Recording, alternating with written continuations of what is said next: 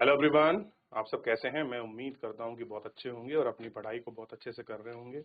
मैं Akash Kumar Badana ICT virtual classroom में आपका बहुत बहुत स्वागत करता हूं मेरे प्यारे बच्चों। जैसा आपको पता है मेरे प्यारे बच्चों, बेसिकली हमारी आपका जो है 10th क्लास है। 10th क्लास में इकोनॉमिक्स हम लोग देख रहे हैं और इसी में लेसन नंबर 4 को आज हम लोग शुरू करने जा रहे हैं। लेसन नंबर 4 आपके सामने है और जैसा आप जानते हैं वैश्वीकरण और भारतीय अर्थव्यवस्था को हम लोग देखेंगे कि ग्लोबलाइजेशन और आपके इंडियन इकोनॉमिक्स क्या है और कैसे एक दूसरे से कोरिलेट करती हैं। इस पर हम लोग आपका बात करने वाले हैं। देख लिया? देखिए,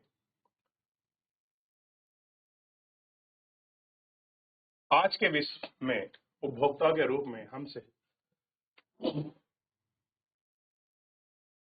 आज के विश्व में उपभोक्ता के रूप में हमसे कुछ वस्तुएं और सेवाओं का विस्तार विकल्प है। भारत के शीर्ष स्थल भी निर्माता द्वारा डिजिटल कैमरे, मोबाइल फोन, टेलीविजन, नवनिर्वाचित मॉडल की सुविधा को भारत में सड़क पर गाड़ियों के लिए मॉडल के रूप में देखा जाता है। वे दिन गुजर गए जब भारत की सड़कें केवल एम्बेसडर और फिएट दो कार हुआ करती थी। उस जमाने की बड़ी लग्जरियस कारों में गिनती होती थी एम्बेसडर और फिएट्स की। क्लियर है? आपने देखा होगा बड़े बड़े नेता मंत्री, बड़े बीवीआईपी लोग एम्बेसडर में चलते थे और उससे कुछ ऊपर क्लास आपके फिएट में चलते थे। ठीक, कारें दिखाई देती थी। आज भारतीय विश्व की लगभग सभी शीर्ष कंपनियों द्वारा निर्मित कारें खरीद रही हैं। कह रहे लगभग सारी ऐसी कंपनियां जो टॉप मोस्ट ब्रांडेड आपकी चीजें बनाती हैं, उनकी सारी चीजों को भारतीय आपका खरीद रहे हैं। ठीक, अनेक दूसरी वस्तुओं के ब्रांड में भी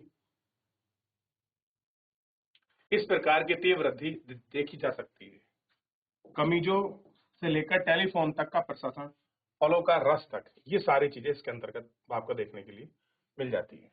हमारे बाजारों में वस्तु के बहुव्यापी विकल्प किसी नवीन परिघटनाएं हैं।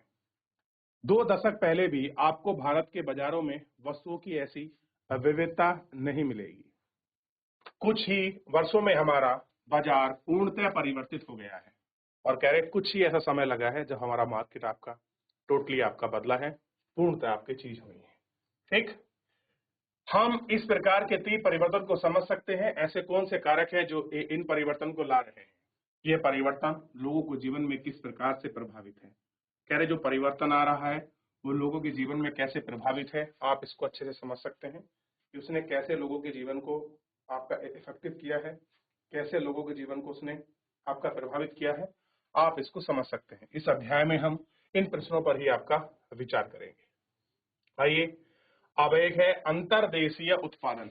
अंतरदेशीय उत्पादन का मतलब देश के अंदर जो भी आपका प्रोडक्शन हो रहा है उसी को बोलते हैं अंतरदेशीय उत्पादन। क्लियर है? देश के अंदर होने वाला प्रोडक्शन।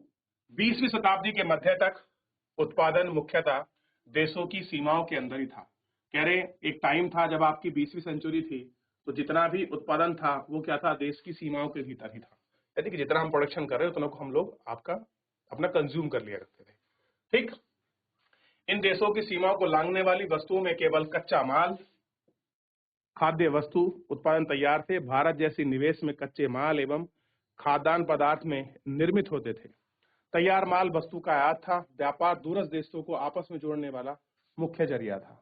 ठीक, ये बड़ी कंपनियां बहुराष्ट्रीय कंपनियां कहलाती थी। कैसी हैं? मल्टीनेशनल कंपनियां कहलाती हैं। के परिदृश्य को उभारने से पहले का युग है। कह रहे इससे पहले के उभारने का आपका युग है और इस युग को आप देख सकते हैं। एक बहुराष्ट्रीय कंपनी वह है जो एक से अधिक देशों का उत्पादन एवं नियंत्रण पर स्वामित्व रखती है। बहुराष्ट्रीय कंपनी उन कार्यालयों में तथा उत्पादन में कारखानों के प्रक्रम स्थापित करती है जहां पर सस्ते श्रम एवं अन्य संसाधन भी मिल जाते हैं। उत्पादन लागत में कमी, अधिक लाभ कमाने के लिए बहुराष्ट्रीय कंपनी ऐसे निम्न उदाहरण हैं जिन पर आप समझ सकते हैं कैसे कंपनी उनका प्रयोग करती हैं, कैसे उनको देखती हैं, कैसे कारखाने स्टेब्लिश करती हैं, कैसे वो आपका सस्ती लेवल लाती हैं, कैसे वो अन्य रिसोर्सेज को इकट्ठा करती हैं। इन सब चीजों को आप लोग हम अच्छे से देख सकते हैं और आपका बात भी कर सकते हैं। ठीक, देख लिया? एक बहुराष्ट्रीय कंपनी द्वारा उत्पादन का विस्तार। एक बहुराष्ट्रीय कंपनी है और उसके जो उत्पादन का विस्तार है वो हमको देखना है कि इसका विस्तार क्या है उत्पादन का। ठीक, इसी पर हम लोग देखकर आपका बेसिकली आपका बात करेंगे और उसी को देखेंगे। औद्योगिक उपकरण बनाने वाली एक बहुराष्ट्रीय कंपनी संयुक्त राज्य अमेरिका के अनुसंधान केंद्र में अपने उत्पादों का डिजाइन करती है। कह रहे हैं कि यूएस की कोई बाकी कंपनी है, यूनाइटेड स्टेट ऑफ अमेरिका, भाई क्या लिख रहा है, संयुक्त राज्य अमेरिका ही तो लिख रहा है, तो यूनाइटेड स्टेट ऑफ अमेरिका की एक रिसर्च सेंटर है वहां, और वहीं पर जो भी डिजाइन होता है, चाहे आपका कुछ भी बना रही हो, वहां उसका डिजाइन को तैयार करते हैं। आप देखते हैं पहले अगर कोई आइटम बनता है तो पहले उसका डिजाइनिंग होती है, डिजाइनिंग के बाद उसके पार्ट्स बनते हैं, पार्ट्स बनने के बाद असेंबल होते हैं, असेंबल होने के बाद तब वो आपका बिकता है। ऐसे नहीं सीधा उत्पादन किया और भेज दिया, नहीं, उसकी प्री प्लानिंग होती है, उसी को हम डिजाइनिंग कहते हैं। उसके पुर्जे चीन में भी निर्मित हो सकते हैं। अब मान लीजिए कोई कंपनी कुछ बना रही है, मान लीजिए कार बना रही है, मोबाइल बना रही है, हो सकता है उसके पुर्जे आपके चाइना में बने हो, ठीक, और जहाज में लाद कर उनको मैक्सिको और पूर्वी यूरोप ले जाया गया हो, जहां उपकरण के पुर्जों को जोड़ दिया गया हो, यानी कि चाइना में बने हैं और मैक्सिको यूरोप में उनको असेंबल किया गया है। यानी कि मैन्युफैक्चरिंग यूनिट कहीं है, असेंबलिंग यूनिट कहीं है, दोनों अलग अलग हो सकती हैं, ठीक।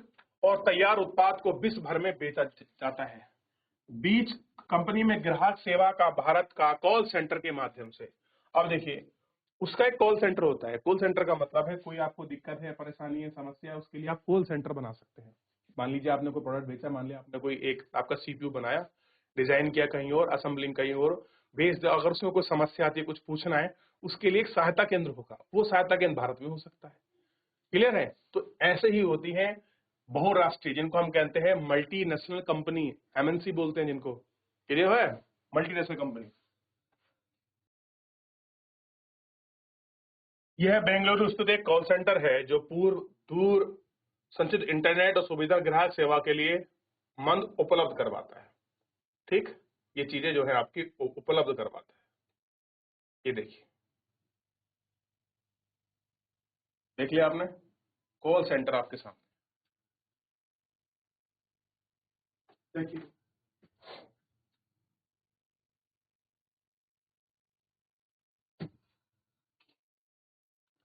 तो ये कॉल सेंटर है और इसी कॉल सेंटर के माध्यम से आप आराम से आपका देख सकते हो कोई चीज कैसे प्रसारित होती है, कैसे चीरित होती है और क्या चीज करते हैं, ठीक।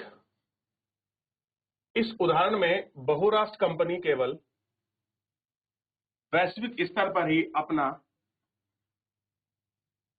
उत्पाद नहीं बेचे रही है, बल्कि अधिक महत्वपूर्ण है, यह वस्तु एवं आपके सेवाओं का उत्पादन विश्व पर है। परिमाणता उत्पादन प्रक्रिया क्रम से जटिल ढंग से संगठित हुई है। उत्पादन प्रक्रम छोटे भागों में विभाजित है और विश्व भर में फैली हुई है। उत्पादन द्वारा दिए गए उदाहरण चीन का एक सस्ता विनिर्माण केंद्र होने पर लाभ प्रदान करता है। मैक्सिको और पूर्वी यूरोप, अमेरिका, यूरोप के बाजारों में अपनी निकटता के कारण लाभप्रद होते हैं। कोई चीज मान लीजिए किसी पास में बिक रही है तो उसका मार्केट पास में है, तो बहुत सारा आपको फर्क पड़ता है उन चीजों का। भारत में अत्यधिक कुशल इंजीनियर उपलब्ध है। कह रहे भारत में अच्छे कुशल, यानी कि उनके पास टेक्नोलॉजी को असेंबल करने, उनको बनाने, उनका फीडबैक करने की जो आपके टेक्नोलॉजी है, हमारे पास ऐसे इंजीनियर है जिनके पास ये सारी चीजें हैं जो इसको अच्छे से करते हैं, जो उत्पादन की तकनीकी के पक्ष में समझा जा सकता है। यह अंग्रेजों को बोलने वाली शिक्षा युगों को भी है, जो ग्राहक की देखभाल सेवा उपलब्ध करा सकती है। ये सभी चीजें बहुराष्ट्रीय कंपनी में लागत में 50 से 60% की बचत कर सकती है। यानी कि 100 रुपए का चीज है और आपका 50 से 60% का मार्जिन का मतलब है कि वो चीज आपकी 40 रुपए की हो गई या 50 रुपए की हो गई, तो लगभग नेट प्रॉफिट आधे का हो जाता है। ये बहुत अच्छी बात है, ठीक। अतः वास्तव में सेवाओं के पार बहुराष्ट्रीय कंपनी के प्रसार तक आपका लाभ असीमित है। कैसा है? लाभ उन तक असीमित है। विश्व भर के उत्पादनों को एक दूसरे से जोड़ना। सामान्यतः बहुराष्ट्र कंपनी उसी समय पर इकाई उत्पादन स्थापित करती हैं जो आपके बाजार के नजदीक हो। कैसे ध्यान रखना पड़ता है? कोई न कोई हम लोगों को पाकर देखना पड़ता है जो आपके बाजार के नजदीक हो, जहां कम लागत पर कुशल और अकुशल श्रमिक उपलब्ध हो। लागत कैसी हो? कम हो और स्किलफुल और अनस्किलफुल लोग आपका बाजार के नियरेस्ट आपको मिल जाए। ठीक, ये हमको देखना चाहिए, जहां उत्पादन के अन्य कारक की उपलब्धता सुनिश्चित हो, और उन सब चीजों में चीजें सुनिश्चित है नहीं है। बहुराष्ट्रीय कंपनी सरकार की नीतियों पर भी नजर रखती है, उनके हितों की देखभाल करती है। बाद में अध्याय में सरकारी नीतियां के बारे में अध्ययन करेगी और इसके बारे में देखकर ये अध्ययन करती है। ठीक, इनको हम लोग आपका देखिए एक बार, फिर आगे बढ़ेंगे। इन परिस्थितियों को सुनिश्चित करने के बाद बहुराष्ट्रीय कंपनियां के जो उत्पादन है, मल्टीनेशनल कंपनी का जो प्रोडक्शन है और ऑफिस हैं, जो उनकी फैक्ट्री हैं, परिसंपत्तियों में चाहे आपकी भूमि हो, मकान हो, मशीन हो, अन्य उपकरण, व्यय की मुद्रा पर निवेश कहते हैं। बहुराष्ट्रीय कंपनी द्वारा किए गए निवेश को विदेशी निवेश कहा जाता है। कोई भी निवेश इस आशय से कहता है कि परिसंपत्ति लाभ अर्जित करे, इसलिए करते हैं कि प्रॉफिट अच्छा होना चाहिए, लाभ जो है वो आपका सुनिश्चित करें। हाँ, कभी कभी बहुराष्ट्रीय कंपनियां इन देशों में स्थानीय कंपनियों के संयुक्त रूप से उत्पादन करती है। कैसे करती हैं? आपका ज्वाइंट वेंचर के रूप में प्रोडक्शन करती है। संयुक्त उत्पादन से स्थानीय कंपनी को दोहरा लाभ होता है। पहला, बहुराष्ट्रीय कंपनी अतिरिक्त निवेश के लिए धन प्राप्त कर सकती हैं। पहला बात का, जो मल्टीनेशनल कंपनी आपने देखा वो आपका फंड जुटाती हैं। आपने देखा होगा कि आपके शेयर मार्केट की में आपका लिस्टेड होती है, फिर बहुत सारी कंपनियों में सीधे एंजल इन्वेस्टमेंट की तरह निवेश करते हैं। कुछ लोग आपका डायरेक्ट आपका निवेश करते हैं, कोई इक्विटी में करते हैं, कोई शेयर में करते हैं। जैसे ही तेल उत्पादन के लिए मशीन खरीदने के लिए दूसरा बहुराष्ट्रीय कंपनी उत्पादन की नवीनतम प्रौद्योगिकी के साथ ला सकती है। हो सकता है कंपनी ने अगर आपका निवेश करा रही हो तो उसके पास, अब मान लीजिए मैं एक कंपनी हूँ, मेरे पास मोबाइल बनाने वाला है, बी कंपनी कोई आ जाए, वो कहे कि हम आपको नई टेक्नोलॉजी लगा देंगे आपके मोबाइल में और हमारा प्रोडक्शन बढ़ सकता है, हमारी चीजें फीचर्स अच्छी होंगे, लोग खरीदेंगे। तो इस तरीके से मैं उसको 30% की शेयर होल्डिंग दे दूं और मेरा प्रॉफिट इतना हो जाए कि मुझे 30% के बराबर या उससे ज्यादा लाभ मिल जाए। तो बहुत बार कंपनियां ऐसे ही करती हैं। क्लियर है? जैसे एंड्रॉइड आई थी शुरू में, तो सैमसंग के पास भी गई, नोकिया के पास भी गई। नोकिया ने मना कर दिया, सैमसंग ने उसको एक्सेप्ट कर लिया, और देखो आज सैमसंग कितनी बड़े एक आपके ब्रांड के रूप में निकल कर बाहर आ गई। देखिए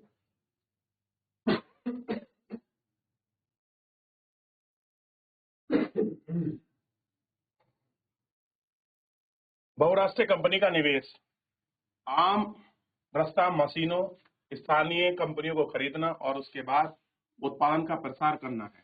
अपार संपदा वाली बहुराष्ट्रीय कंपनी यह आसानी से करती है।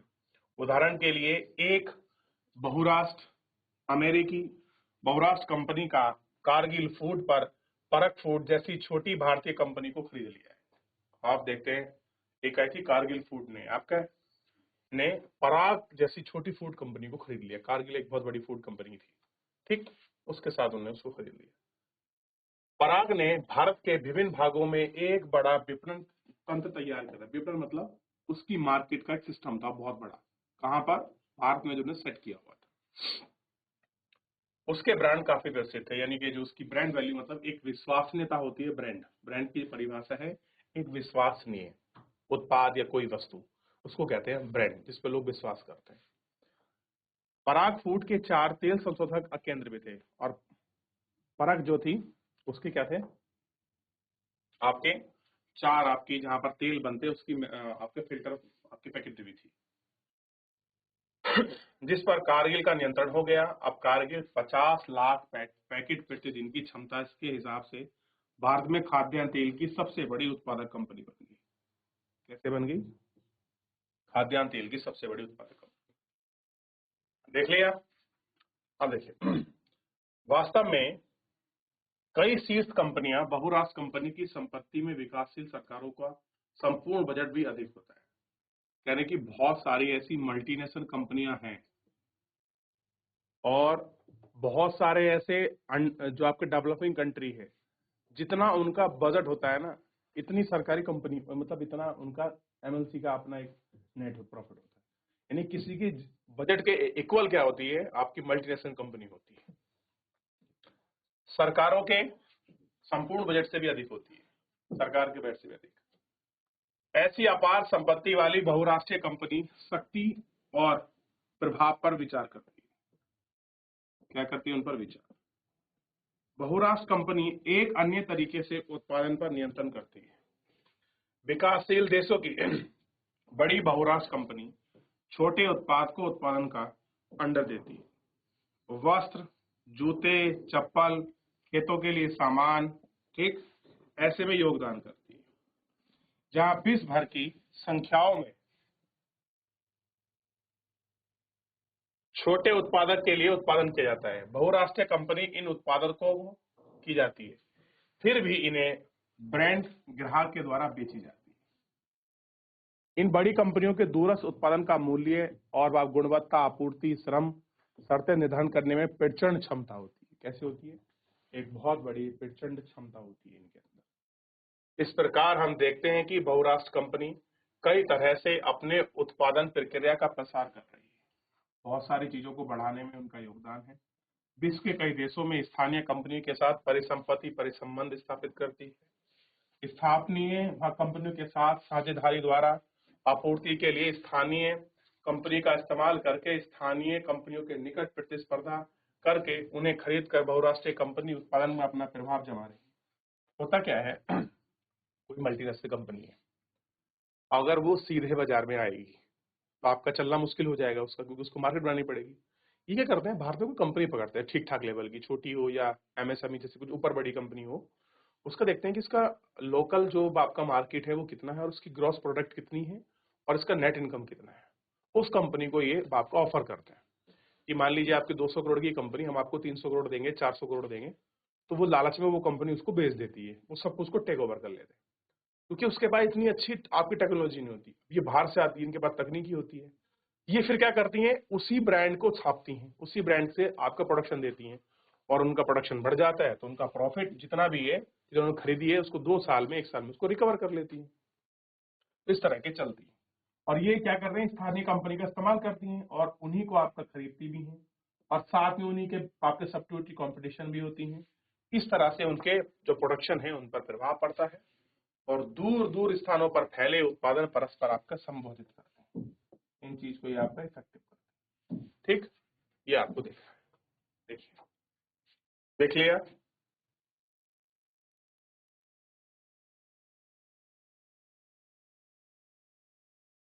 आओ इन पर विचार करें। बाई और अनुच्छेद को पढ़ें। अनुच्छेद मतलब एक आर्टिकल होता है, उसको पूरा पढ़ लीजिए और उससे कुछ प्रश्न उत्तर हैं जो आपको यहाँ इनमें देने हैं।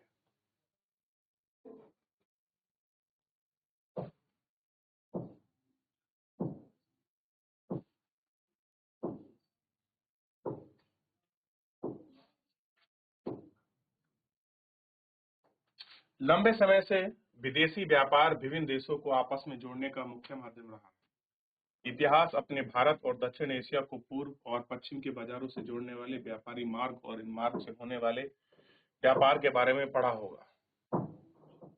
आपको यह याद होगा कि व्यापारिक हित के कारण ही व्यापारिक कंपनियां ईस्ट इंडिया कंपनी और भारत की आकर्षक हुई हैं। आखिरकार विदेशी व्यापार का बुनियादी कार्य यही है।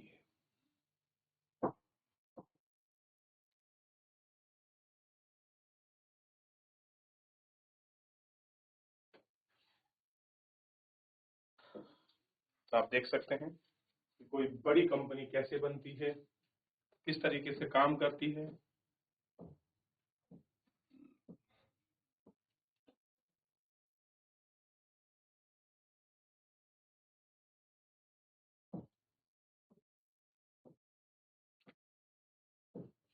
देख लिया, चलिए।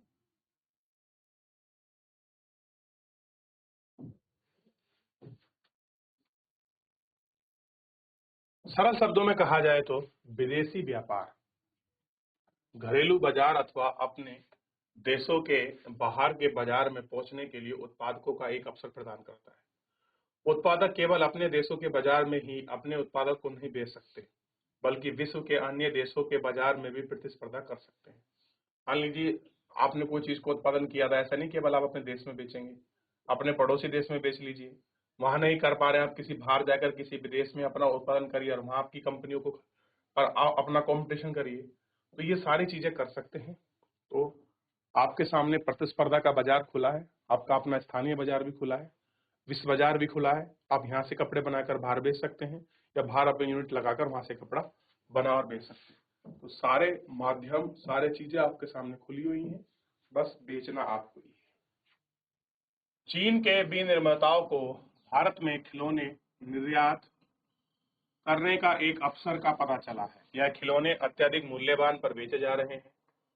वे भारत के खिलौने के निर्यात करना आरंभ करते हैं। अब भारत में खरीदारों के पास भारत और चीनी दोनों खिलौने का चयन है। अब भारत के पास भी खिलौने हैं और चाइना के पास भी खिलौने हैं। अब भारत के मार्केट में आ चुके हैं। अब खरीदार के पास चयन करने मतलब ऑप्शन है उसके पास, चाहे तो वो भारत का भी खरीद सकता है, चाहे वो चाइना का भी खरीद सकता है। सस्ते दाम का खरीदेगा और नए डिजाइन। आप अगर ग्राहक होंगे तो क्या करेंगे भाई, डिजाइन अच्छा मिल जाए और रेट अच्छे मिले। कारणों से, अब देखिए डिजाइन अच्छे हैं, इन कारणों से चीनी खिलौने भारतीय बाजारों में अधिक लोकप्रिय हो गए। आपने देखा होगा 5-5 रुपए में जलने वाली लाइट आई थी, 5-5 रुपए में खिलौने, 10-10 रुपए में, 20-20 रुपए में। जो कार, रिमोट कार भारत में 2-250 रुपए की थी आज से 4-5 साल पहले, 6 साल पहले, 10 साल पहले, उन्होंने वो आपके 100 रुपए, 150 रुपए में दे दी, आधे रेट में मिल गई, बल्कि 40% रेट में। तो किसकी डिमांड बढ़ी? चाइना के खिलौनों की। एक वर्ष में ही खिलौनों का 70 से 80% दुकानों में भारतीय खिलौनों का स्थान आपका खिलौनों के लिए ले लिया। अब भारत के बाजारों में यह हो गया कि भारत के कारण चीनी खिलौने भारत के बाजार में आ गए। भारतीय और चीनी खिलौने का प्रतिस्पर्धा, चीनी खिलौने बेहतर साबित हुए। भारतीय खरीदार के समक्ष कम आपके कीमती खिलौने खरीदने मिले। अब भारत वाले क्या खरीदेंगे भाई? जो आपका रेट कम होगा, जिसकी कीमत कम होगी, उसी जो भी खिलौना होगा आप उसी को तो खरीदोगे। इससे चीन के खिलौने के निर्माताओं पर व्यवसाय फैलाने के लिए एक अवसर प्राप्त हुआ। भारत में अच्छा बिकेगा, प्रोडक्शन बढ़िया होगा, तो उनको एक अपॉर्चुनिटी मिल गई, भारत का मार्केट। इसके विपरीत भारतीय खिलौने निर्माताओं को हानि हुई और उन्हें कम खिलौने बिकते गए और उनके खिलौने कैसे हो गए? कम आपके बिकने शुरू हो गए।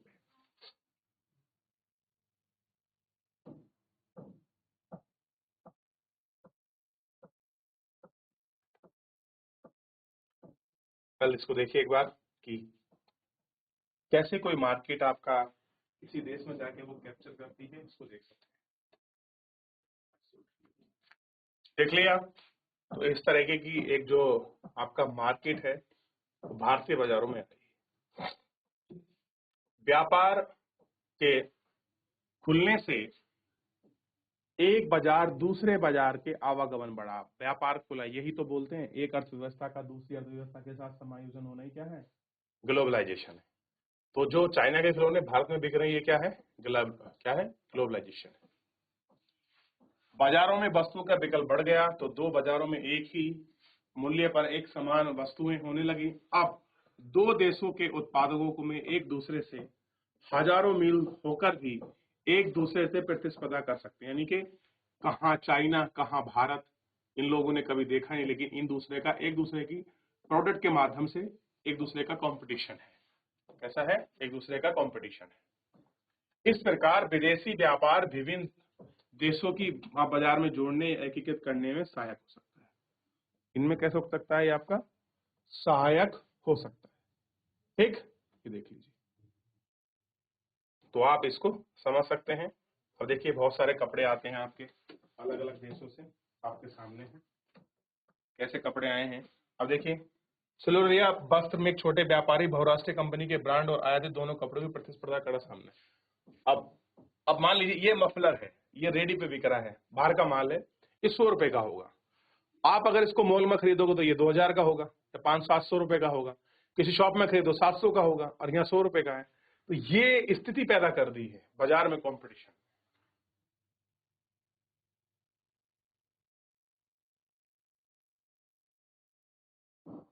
चलिए देख लिया, तो इस तरीके से हम लोग आपका इन सारे बाजार को देखते हैं। तो किसी का कोई भी डाउट, कोई भी क्वेरी हो पूरे चैप्टर से संबंधित, आप मुझसे पूछ सकते हैं।